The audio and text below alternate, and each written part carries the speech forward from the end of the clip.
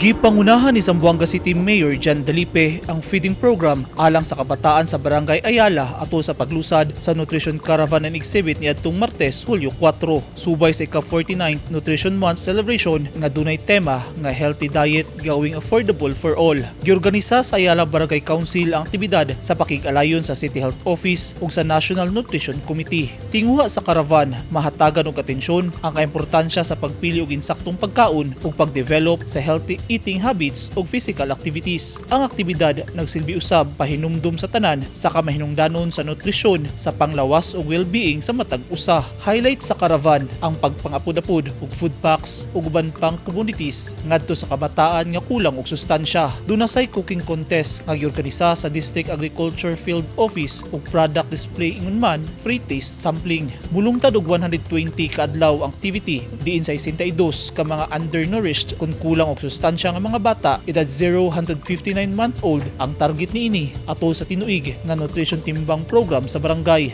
Nagpasalamat si Mayor Dalipe sa mga organizer, partner agencies ug sponsors sa ilang inisyatibo aron mahingpit ang aktibidad. Eugene Hinutan, Newsline Philippines. Stay safe.